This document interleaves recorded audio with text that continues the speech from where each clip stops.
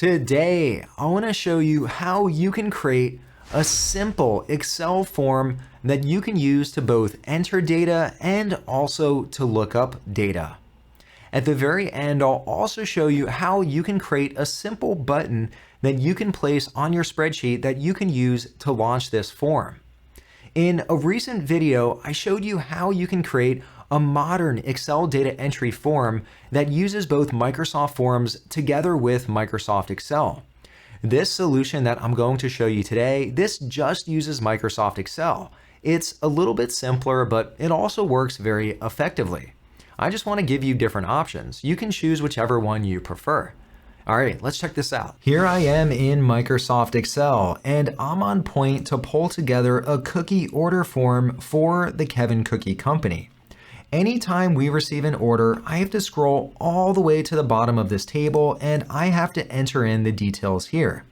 Now, especially if you have a lot of columns, it's really easy to miss entering in some required information.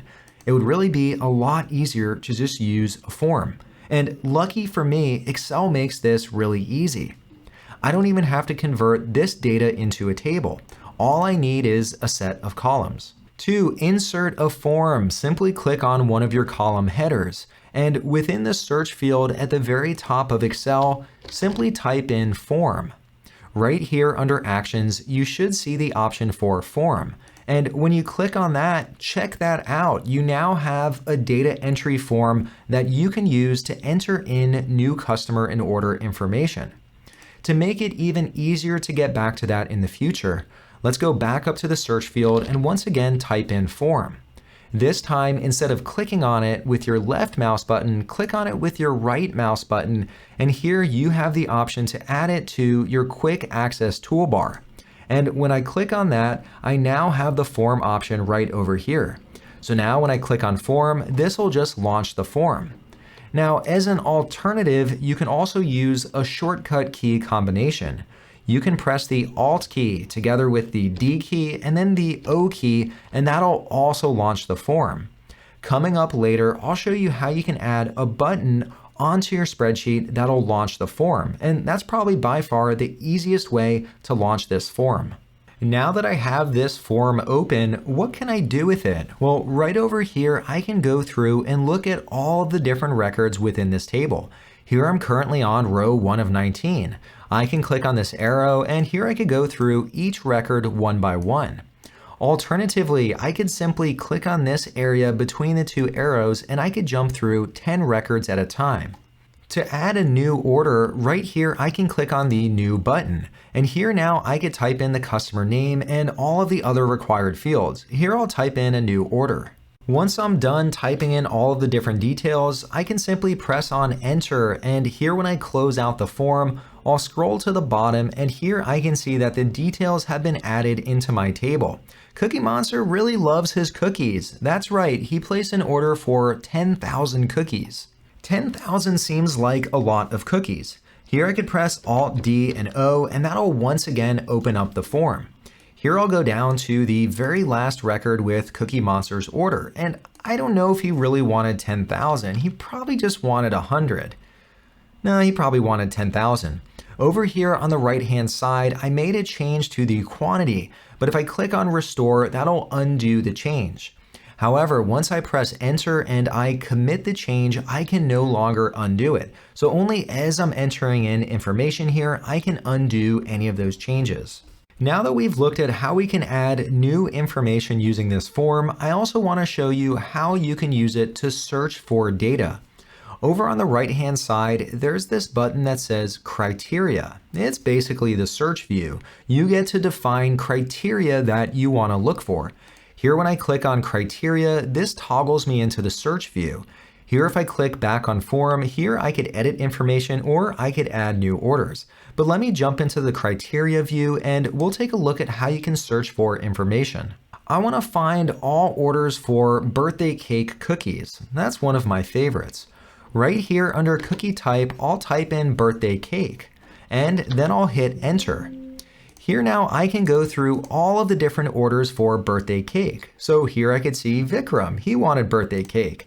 It looks like Jacob did. And we just have two different orders for birthday cake. row number 11, and row number 17.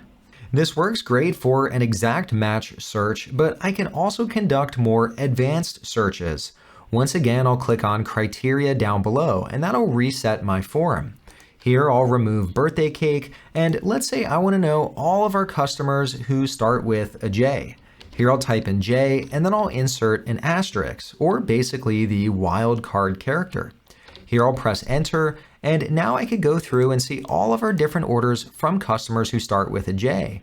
We have Jasmine, Jade, Jacob, and also Jay. Along with the asterisk, I could use the question mark if I want to mark just a single character. You could use greater than or less than, so you actually have a lot of power when it comes to searching. Back here on the main sheet, the form will also respect any data validation that you have in place.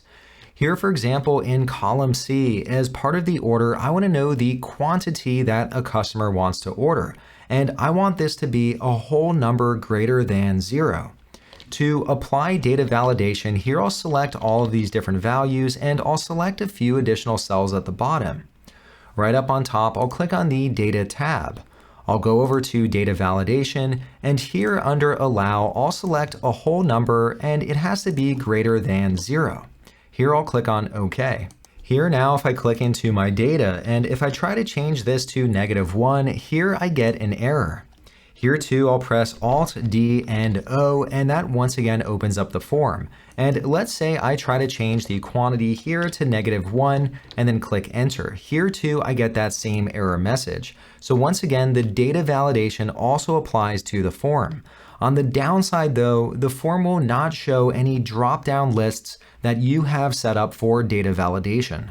At the beginning of this video, I mentioned that you can even create a button that'll automatically launch the form, and I'll show you how to do that.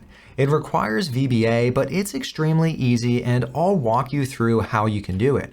First off, you need to add the Developer tab to your top tabs within Excel. If you don't have it yet, you can simply right-click on any one of the ribbons and then click on Customize the ribbon.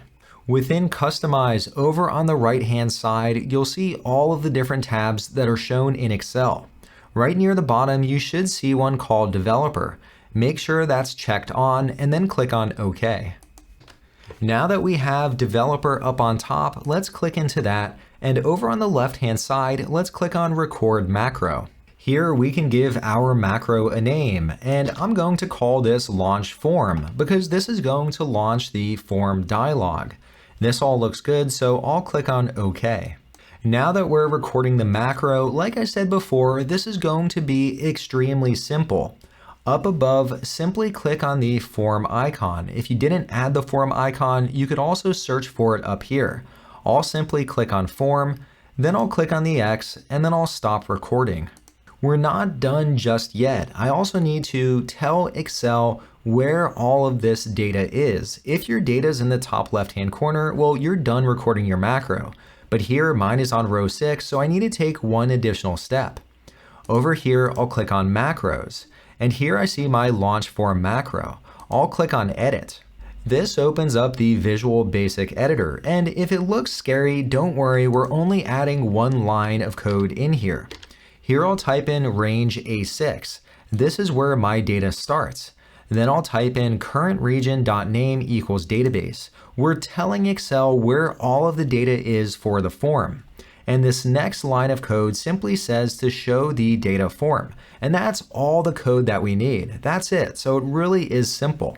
Next, I'll click on Save, and then I'll close this window. Next, we can test to see if our macro works. Here I'll click on Macros, and here I see the Launch Form macro. I'll click on Run, and there that opens up the form. So that does exactly what I want it to do.